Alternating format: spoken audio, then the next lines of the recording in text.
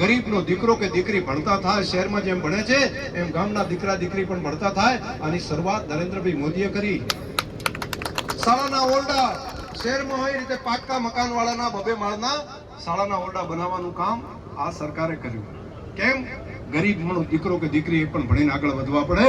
અને એને કારણે કરીને આજે આ બનાસકાંઠા જિલ્લાની અંદરથી આ 25 વર્ષમાં જે દીકરા દીકરી ભણ્યા ને એટલે 1000 કરતા વધારે દીકરા દીકરી સરકારી નોકરીમાં લાગ્યા છે.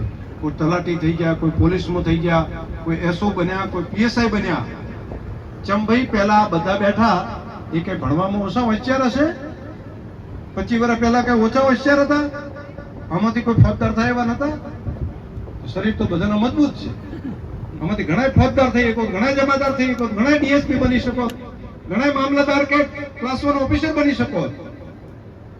મગજ તો હતું પણ મોકો ના આપ્યો સરકારે.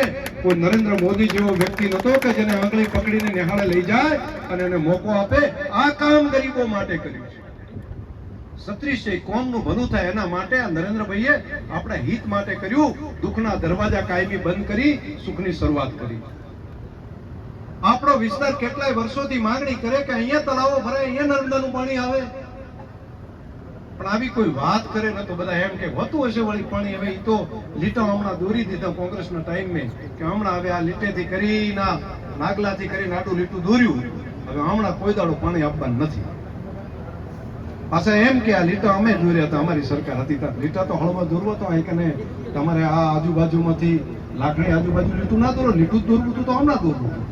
આટલું તો કરવું હતું તો બધા વિસ્તાર નેરમાં આવી ગયો. લીટા દોરવાનું કહેતું હમણાં છેક છેલ્લે હમણાં લીટા દોરવાનું નતું પડ્યું. અમે વિનંતી કરી મુખ્યમંત્રીશ્રીને કે ભલે કમાન્ડ એરિયા ના હોય પરંતુ કેટલાક શહેરો ડેવલપ થયા છે. વડોદરા ડેવલપ થયું, અમદાવાદ ડેવલપ થયું, તે ખેતરો હતા ત્યાં મકાનો બન્યા છે, તો અહીંયા સિંચાઈ નથી થતી, તો એનું જે પાણી બચ્યું હોય ને એ ભલે કમાન્ડ એરિયામાં ના હોય પરંતુ અમારા વિસ્તારના તળાવ ભરવા માટે મહેરબાની કરીને આપો.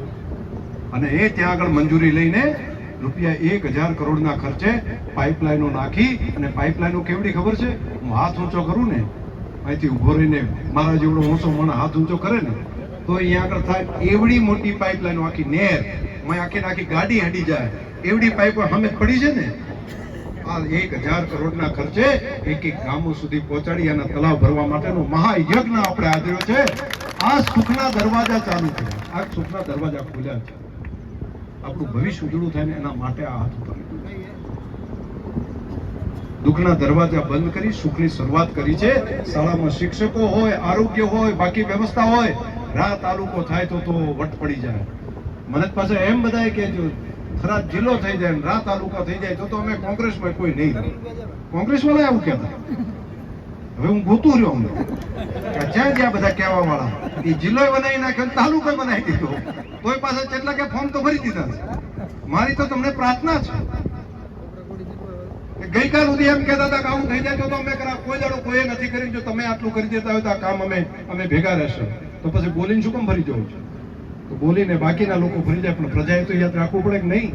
આપણે નક્કી કરવું પડે કે આ વિકાસની શરૂઆત કરી છે તો કોઈ પણ જ્ઞાતિ જાતિથી ઉપર ઉઠીને તમામ વિકાસની સાથે જોડાયેલા બધા ઉમેદવારોને જીતાડવાનું કામ તમે બધા કરો. અને ભૂલથી પણ જો સામા પક્ષે કોઈ જીતી જાય ને એકાદ લોકલ તો પણ એમનું બહાનું તૈયાર જ છે.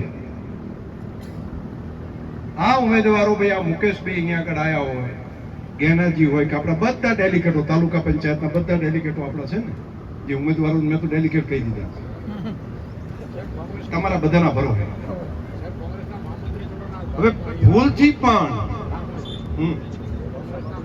એક જણ જોડાણા મહામંત્રી તો એમને અભિનંદન. એ અભિનંદન બહુ સારું.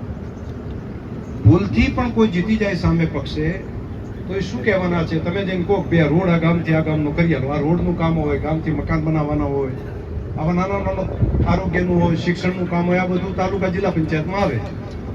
તમે જેમ કહો કે આ ગોમથી અહીંથી કરીને અહીંનો રોડ એક મંજૂર કરી આલો તો એ તરત શું કહેશે? અમારી તો સરકાર જ નથી ને અમારું કોણ સાંભળે? પહેલા દિવસે આ કહેવાના છે સામે પક્ષ. બહાનું તૈયાર જ છે, અમારી સરકાર નથી, તમારું કોણ સાંભળે? અને બહુ બધું એમ કહે છે હારું અમે જઈને તે વિરોધ કરશે. અમે રજૂઆત કરશે એટલે વિરોધ તો વગર